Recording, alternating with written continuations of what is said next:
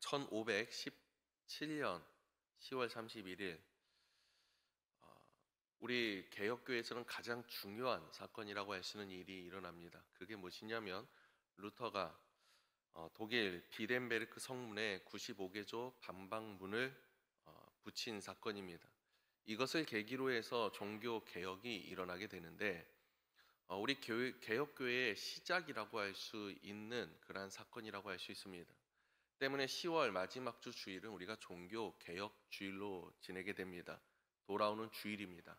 이번 주일이 이제 종교 개혁 주일이고, 이 종교 개혁 주일을 우리가 기념하면서 또 그리고 다시 한번 우리가 하나님 앞에 개혁해야 된다라는 그런 마음을 가지고 우리가 또 이제 광화문으로 모이지 않습니까? 이렇게 모이는 매우 중요한 날이 바로 그 종교 개혁 주일이라고 할 수 있습니다. 종교 개혁자들이 항상 이야기했던 것이 있습니다. 교회는 항상 개혁되어야 한다라고 이야기합니다. 교회는 완전하지 않습니다. 교회라는 것이 완전한 것을 이루는 것이 아니라 불완전한 사람들이 모이는 것이기 때문에, 죄인들이 모이는 장소이기 때문에 결국에는 때로는 세상에 때가 묻어나기도 하고 때로는 시대적인 흐름으로 인해서 많은 것이 변질되어 가기도 하며, 때로는 하나님께서 말씀하시는 것을 우리가 온전히 행하지 못하는 어떠한 율법이나 아니면 율례나 어떠한 구습 같은 것들이 계속해서 만들어지기 때문입니다. 때문에 우리는 계속해서 날마다 내 자신을 돌아보아야 하고, 이 교회는 계속해서 날마다 개혁해야 된다, 그 필요성을 이야기하고 있는 것입니다. 즉 우리는 날마다 우리는 개혁교회라고 이야기합니다. 그렇기 때문에 날마다 개혁해야 될 필요가 있다라는 거예요. 여러분, 간혹 이런 말 많이 들어본 적 있지 않습니까? 우리가 본받아야 할 교회의 모습이 있다면 초대교회가 아닌가? 우리는 초대교회와 같이 다시 돌아가야 하고 개혁해야 된다고 이야기하기도 합니다.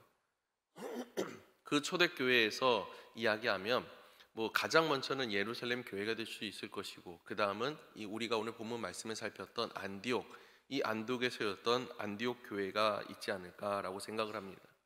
그럼 이 안디옥 교회가 어떠한 교회였느냐? 가장 먼저 두드러진 특징은 이방 지역에 세워진 이방인들의 가장 첫 번째 교회가 이 안디옥 교회였다라는 거예요. 이전에는 계속해서 예루살렘에서 유대인들이 모였습니다. 하지만 스데반의 사건을 통해서, 스데반이 순교하는 사건을 통해서 유대인들이 온 땅으로 다 퍼지게 돼요. 퍼지면서 그곳에서 그들이 숨어 지내는 것이 아니라 예수 그리스도의 그 복음을 증거하기 시작을 합니다. 복음을 증거하면서 그곳에서 교회들이 세워지는데, 그 첫 교회가 어디냐? 바로 이 안디옥 교회라는 거예요. 그런데 오늘 본문 말씀 우리가 함께 읽었던 19절에 보면 이야기하기를, 후반절입니다.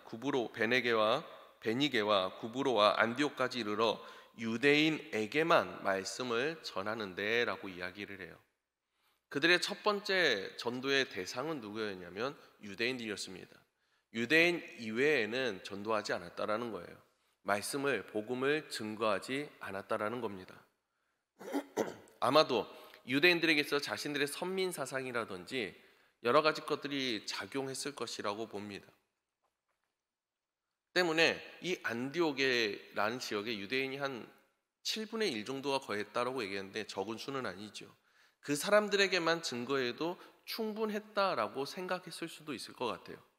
그런데 그 중에서 몇몇 사람, 특히 오늘 20절에는 얘기합니다. 구브로와 구레네 몇 사람이라고 얘기하는데, 이들은 이방인들이 아니라 유대인들입니다. 헬라파 유대인들이에요. 이 유대인들이 누구에게 증거하기 시작하느냐? 이방인들에게도 복음을 증거하기 시작했다라는 겁니다. 그 복음이 증거될 때에 이 복음을 받아들이는 이방 사람들이 생겨나게 되고 하나님을 믿는 믿음이 그들에게 들어가기 시작했다라는 겁니다. 때문에 이 교회는 이방인들과 유대인들이 함께하는 첫 교회가 되었다라는 거예요. 지금으로 말하면 우리가 조선시대에 보면 그런 거 있지 않았습니까? 양반과 또 상놈이라 그럽니까? 천민들이라고 얘기를 하잖아요. 이렇게 함께 자리를 함께 앉지 못하고 뭐 반반 나눠서 앉기도 하고 뭐 이랬다는 이야기도 많이 들었던 것 같아요. 그럼에도 불구하고 우리 한국 교회에서 있었던 것은 함께 예배드리고 함께 섞여가기 시작하는 문화가 우리 안에서도 생겨났어요. 여러분, 이것이 구별되었더라면 우리 한국 교회는 성장하지 못했습니다. 함께하는 그 시작부터 계속해서 성장하기 시작하고 부흥의 역사가 일어나기 시작했다라는 거예요. 여러분, 우리 교회가 이 안디옥 교회가 성장하게 됐던 이유, 그리고 그들이 계속 그 교회를 이룰 수 있었던 이유는 유대인들에게만 복음을 전하고 그들이 모였기 때문이 아니라는 겁니다. 주님께서 우리에게 말씀하셨던 것처럼 모든 백성들로 하여금 모든 사람에게 주의 복음을 증거하고 제자로 삼고 세례를 주라고 했던 것처럼 그 모든 이방 사람들에게도 이 복음이 증거됨으로 말미암아 이 교회가 세워지기 시작했다라는 겁니다. 사랑하는 여러분, 우리가 복음을 증거할 때에 대상을 정하지 않기를 간절히 소망합니다. 때로는 내 마음속으로, 내 생각으로, 내 눈으로 내가 원하는 사람에게만 때로는 복음을 증거하기도 합니다. 하지만 하나님께서 나를 만나게 하시는 분은 어떠한 사람인지 내가 알 수가 없습니다. 때로는 지나가던 한 사람일 수도 있습니다. 때로는 버스를 타는 옆자리 한 사람일 수도 있습니다. 내가 어떠한 대상을 특정하지 않는다면 여러분, 우리는 많은 사람들에게 주의 복음을 증거할 수 있을 것 같아요. 그리고 그들로 하여금 하나님을 믿는 믿음의 역사가 일어나게 될 줄로 믿습니다. 두 번째는 무엇이냐면 그리스도인이라고 하는 명칭이 처음 생겨난 교회가 바로 이곳이었습니다. 그리스도인. 당시 로마 시대에 있어서 그리스도인, 하나님을 믿는 사람들은 멸시의 대상이기도 했습니다. 하지만 아직 그 시대가 오진 않았어요. 정확히 말하면 로마의 황제 네로 황제가 박해하던 그 시점 이전이기 때문에 이들에게 있어서는 아직은 이 그리스도인이라는 것이 멸시의 대상이 아니었다라는 겁니다. 그리고 오늘 본문에서 읽진 않았지만 26절에 보면 이렇게 얘기합니다. 안디옥에서 비로소 그리스도인이라 일컬음을 받게 되었더라. 어디에도 약간 비판적이고 비난하는 것이나 부정적인 이미지는 보이지 않습니다. 비로소가 무슨 뜻입니까? 마침내 어떠한 일의 시작이나 아니면 결과를 이야기하는 거예요. 그것이 완성되었다라는 거죠. 아니면 그것이 시작되었다라는 거죠. 그리스도인이라고 불리는 시발점이 생겨났다라는 거예요. 그리고 그것이 일컬음을 받게 되었더라. 이 말은 약간 좋은 쪽으로 많이 쓰이는 단어이기도 합니다. 다시 말해서 수많은 사람들에게 있어서 안디옥 교회, 그리스도인들이 모이는 곳, 우리가 일반적으로 얘기하는 저 예수쟁이들 모이는 저곳, 이렇게 손가락질하는 것이 아니라 그 그리스도인들이 모이는 그곳, 저 선량한 사람들이 모이던 그곳, 참 내가 본받아야 되고 내 자녀들에게 본받으라고 얘기하는 그 사람들이 모이는 그곳, 이렇게 칭송을 받았다라는 거예요. 그 교회가 안디옥 교회입니다. 그럼 마지막 세 번째는 무엇이냐면 성령에 충만한 교회였다라는 겁니다. 여러분, 오늘 본 말씀이 아닙니다만 쭉 내려가 보면 27절부터 30절에는 이 안디옥에 오는 예루살렘부터 선지자들이 안디옥에 와서 그곳에서 성령께서 말씀하시는 대로 예언이 시작이 됩니다. 다시 말하면 예언이 선포된 장소예요. 예언이라는 것은 사람의 말이 아닙니다. 성령의 감동으로 이루어지는 거죠. 성령께서 그 자리에 임재하셨다라는 거예요. 성령께서 임하신 장소, 성령께서 역사하시는 교회였다라는 겁니다. 한번 종합해 보겠습니다. 믿음으로 말미암아 복음이 전파됐을 때 믿음의 백성들이 늘어나는 교회예요. 새로운 새신자들이 계속해서 늘어나는 교회죠. 뿐만이 아닙니다. 그리스도인이라고 칭송받는 교회예요. 수많은 사람들에게 칭찬받는 교회라는 거예요. 그것뿐이었습니까? 성령의 역사가 임하는 교회예요. 다시 말하면 수많은 사람들이 모이며 사람에게 칭찬받고 하나님께도 칭찬받는 교회였다라는 거예요. 여러분, 예수님께서 어린 시절을 지내실 때에 그 예루살렘 성전 이후 사건 이후에 기록된 말씀 보면 이렇게 얘기합니다. 사람과 하나님께 사랑스러워 가시더라 얘기예요. 무슨 말이냐면 사람에게도 인정받았고 하나님께도 인정받으며 하나님 예수께서는 그렇게 자라오셨다라는 거예요. 예수님의 삶대로 살아간다는 것이 무엇이냐? 예수님께서 세우신 교회대로 우리가 살아간다는 것이 무엇이냐면 이와 같은 걸 이야기하는 것 아니겠습니까? 그저 숫자가 늘어나는 데에만 급급한 것도 아니고 그저 사회에 나가서 봉사하는 데에만 급급한 것도 아니고 우리끼리 모여서 그냥 기도하는 데만 급급한 것이 아니라 이 모든 것이 아우러져 있는 교회를 이야기하는 거예요. 이게 개혁교회라는 것입니다. 조금 더 쉽게 말하면 날마다 돌아가는 거예요. 아까 종교개혁을 얘기했습니다. 아드 폰테스 근원으로 돌아가자라는 르네상스의 구호와도 같았던 것이었습니다. 근원으로 돌아가자라는 거예요.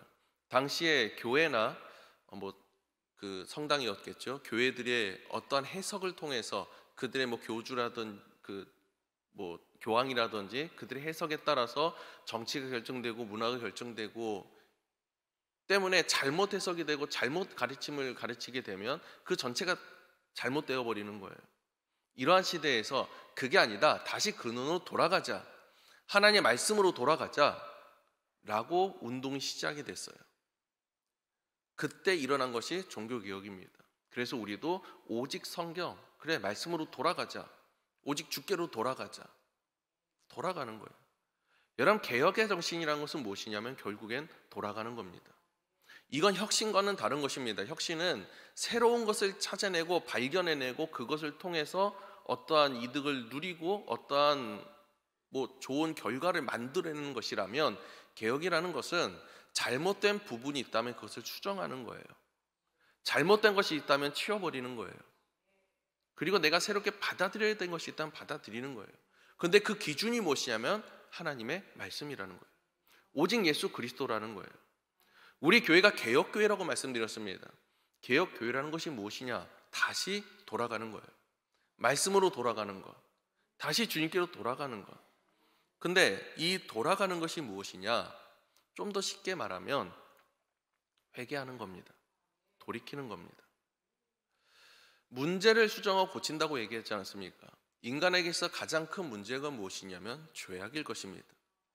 하나님을 향해서 하나님이라고 하는 그 관역을 향해서 활을 쏘아야 되는데 그 관역이 벗어나게 되면 조정해야 돼요. 나사를 조정하고 초점을 조정해서 다시 그 관역을 쏠 수 있게끔 만들어야겠지요. 우리가 행해야 되는 것이 이러한 거라는 겁니다. 내가 죄를 범했을 때에 그 죄의 문제를 그대로 안고 내가 살아가는 것이 아니라 그것을 해결해야 된다는 거예요. 그게 회개예요. 베드로가 오순절 다락방 사건이 있을 때 베드로가 복음을 증거를 합니다.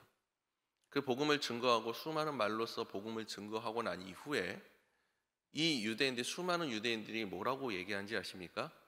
형제여, 우리가 어찌할꼬라고 이야기를 해요. 어찌할 바를 모르겠다라는 거예요. 자신들이 무엇인가 잘못되었다는 걸 알고 깨달았어요. 우리가 뭔가 큰 실수를 했구나라는 것을 깨달았어요.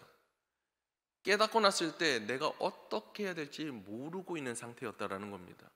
만약에 여러분 내가 복음을 받아들이고 예수를 믿음으로 말미암아서 믿음으로써 그런 분이구나 라고 해서 거기서 끝났더라면 여러분 그 이상은 없었을 거예요. 그런데 그때 베드로가 뭐라고 얘기하느냐? 회개하라고 이야기해요. 회개하고 주의 이름으로 세례를 받으라라고 얘기합니다.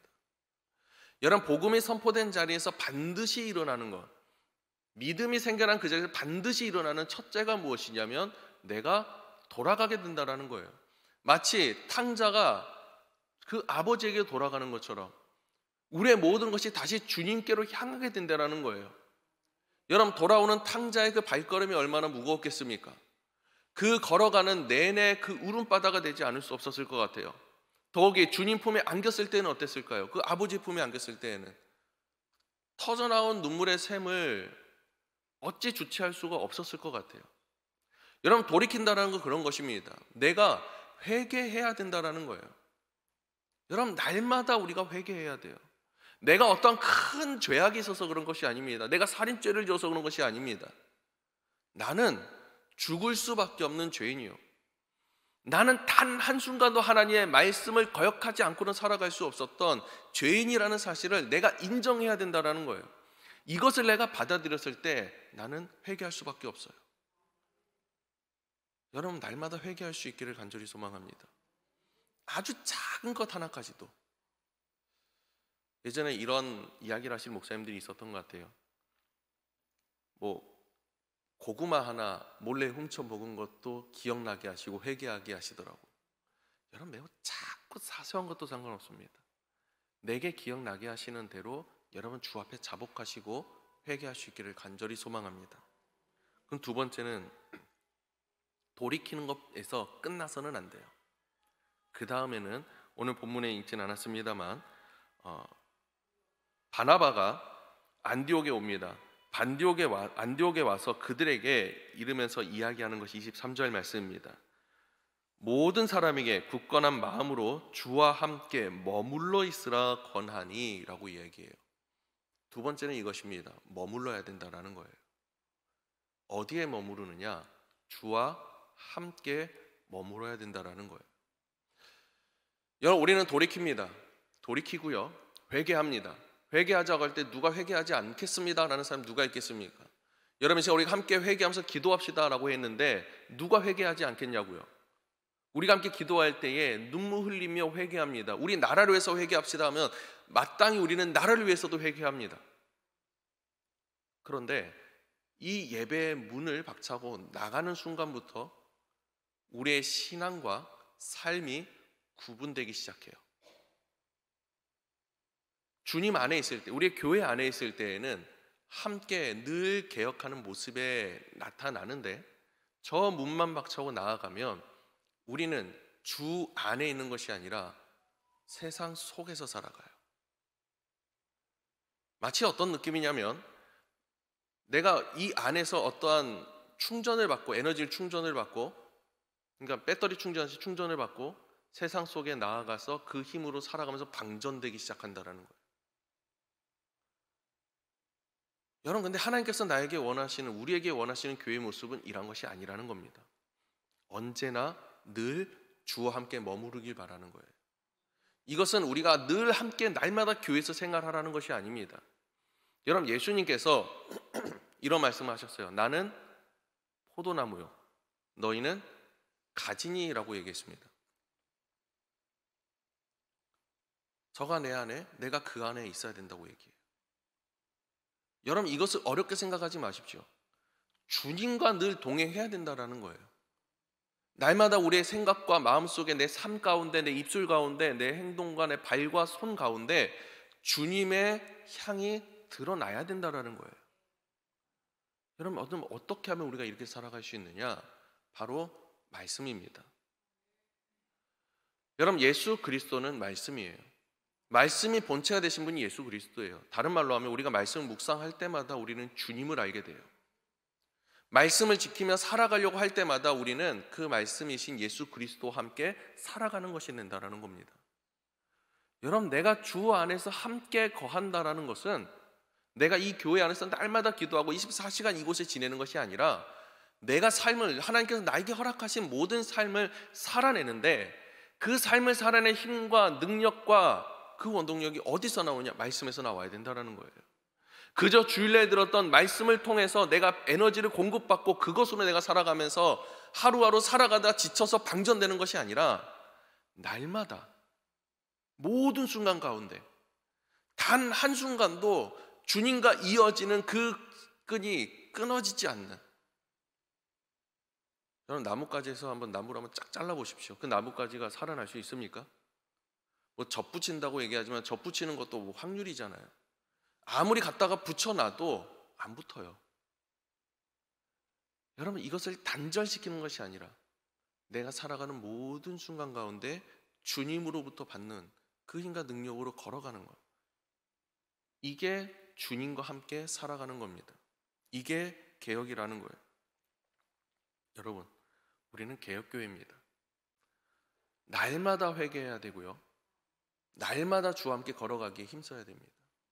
그렇기 때문에 여러분, 그 모든 순간 가운데 주님 앞에 회개하고 자복함으로 또 말씀을 묵상하면서 주와 함께 동행할 수 있기를 간절히 소망합니다. 그런데 이게 사람의 능력으로 될 수 있는 것이냐? 사람의 힘으로 될 수 있는 것이냐? 그렇지 않아요. 만약 사람의 힘으로 되는 것이라고 한다면 여러분 저기 불가에 있는 스님들이 얼마나 고행하고 얼마나 정결하게 살아가려고 노력한지 아십니까? 저 고기 좋아하거든요. 고기는 입에도 되지 않는다고 얘기하잖아요. 도무지 살아갈 수 없을 것 같아요. 뿐만입니까? 벽을 보면서 뭐 수행하기도 하잖아요. 그럼 어떻게 살아갑니까 그렇게? 그런데 그 사람의 능력과 노력으로 되겠습니까? 성철 스님이었습니까? 돌아가실 때 하셨던 마지막 말씀이 내 죄가 태산보다 많다라고 얘기하잖아요. 그렇게 노력했는데도 죄가 많아요. 해결이 안 된다라는 거예요. 여러분 우리의 능력으로 할 수 있는 것이 아니라는 것을 의미합니다. 때문에 성경 말씀 오늘 본문 말씀에서 21절에 뭐라고 얘기하느냐? 주의 손이 그들과 함께 하심에. 여러분 복음이 선포되었을 때 그들에게 믿음이 들어갔던 이유가 무엇이냐면 그들이 뭐 복음을 막 잘 증거해서가 아니에요. 주님의 손이 그들과 함께 했어요. 바나바가 그곳에 도착을 합니다.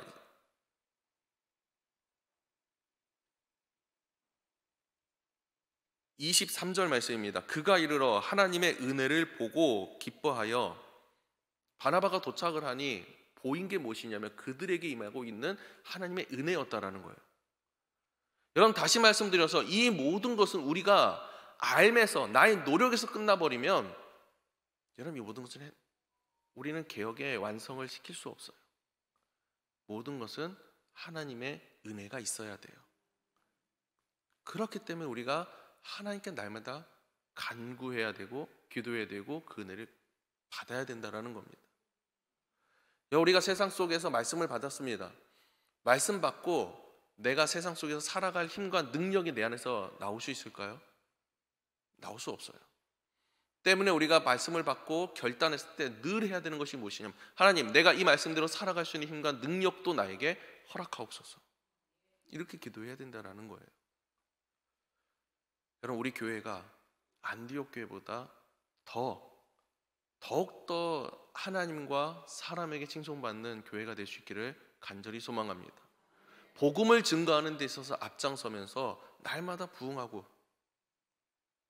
그뿐만이 아니라 수많은 사람들에게 와 우리 든든한 교회는 정말 이 지역사회에서 없어서는 안 되는 교회야 라는 칭찬받을 수 있는 교회, 또 하나님께서 정말로 사랑하셔서 성령의 역사가 날마다 임하는 교회가 될 수 있기를 간절히 소망합니다. 그걸 위해서 날마다 우리가 하나님 앞에 자복하고 회개하고 하나님의 말씀을 날마다 묵상하며 살아가고 그것이 나의 힘으로서가 아니라 하나님께 나에게 공급하시는 힘과 능력으로서 그 모든 것을 완성해 나갈 수 있는 교회가 될 수 있기를 간절히 소망합니다. 짧게 다시 한번 말씀드리고 말씀을 마치려고 합니다. 그 모든 것들이 어떻게 보면 이 교회에 있었던 모든 현상들을 딱 두 사람으로 나눠서 우리에게 좀 더 알기 쉽게 말씀을 보여주신 것 같다라는 느낌이 들어요. 그게 누구냐면 바나바와 사울입니다. 우리가 잘 알고 있는 바울이지요. 바나바에 대해서는 이렇게 이야기합니다. 24절 말씀입니다. 바나바는 착한 사람이요 성령과 믿음이 충만한 사람이라 이에 큰 무리가 죽게 더하여지더라 라고 이야기합니다. 그를 한 단어로 축약했을 때 뭐라고 얘기하냐? 착한 사람이다. 착한 사람이다. 여러분 착한 사람 싫으신 분 있으십니까? 여러분 주님께서 우리에게 내 형제를 향해서 어떻게 살아가라고 말씀하셨는지, 세상 속에 살아갈 때 어떻게 살아가라고 말씀하시는지 그 단어를 하나로 얘기하면 뭔지 아십니까? 그게 이거예요. 착하게 살아가라는 거예요. 모든 사람이 봤을 때 저 사람은 정말 착한 사람이야 라고 느낄 정도로 살아가라는 거예요. 사람에게 칭송받았던 사람, 물론 그 뒤에 나온 성령과 믿음으로 말미암아 살아갔던 사람이지요. 그에 반해서 여러분 바울은 어떤 사람입니까? 딱 느껴도 그냥 저기 말씀과 또 그리고 칼 같은 사람, 중심이 딱 잡혀있는 사람, 그렇잖아요? 오직 하나님만을 주님만을 향한 일직선. 여러분 교회에는 이와 같이 이 조화가 이루어나야 된다는 것을 이야기하는 겁니다. 여러분들이 한 사람 한 사람이 바나바 되십시오. 한 사람 한 사람이 바울이 되시라는 겁니다. 누가 옳고 누가 그르다가 아니라 이것이 함께 갈 때에 우리 안에 진정한 개혁이 일어나고 그 교회가 우리 안에서 파생되게 될 줄로 믿습니다. 우리 든든한 교회가 정말 하나님께 사람에게 사랑받고 하나님께 사랑받는 개혁하는 그런 교회가 될 수 있기를 간절히 소망합니다. 기도하겠습니다. 은혜로우신 하나님 아버지 감사합니다. 주님, 우리는 개혁하는 교회인 줄 믿습니다. 날마다 하나님께서 사람을 더하여 주시고 그로 말미암아 늘 하나님을 찬양하며 경배하는 교회 뿐만 아니라 날마다 주님께로 돌이키며 회개하고 날마다 우리의 모든 삶 가운데 말씀을 지켜 살아가기를 노력하는 교회, 그리고 그 모든 위에 오직 하나님의 손길과 은혜로 말미암아 그 도우심으로 말미암아 진정 그리스도인이라고 칭함받는 거룩한 교회를 주님께서 이루어 가실 줄 믿습니다. 주님께만, 오직 주님께만 우리도 다시 돌아가기를 원하며 우리의 마음과 우리의 모든 뜻을 주님께로 향하기를 원하오니 주여, 우리의 부족한 것은 주께서 채우시고 우리 연약한 것은 주께서 강하게 하시고 우리의 모든 악한 것을 끊어내시며 하나님께서 세우시는 거룩한 교회로 완성시켜 주시옵소서. 사랑하신 예수님의 이름으로 기도드렸습니다. 아멘.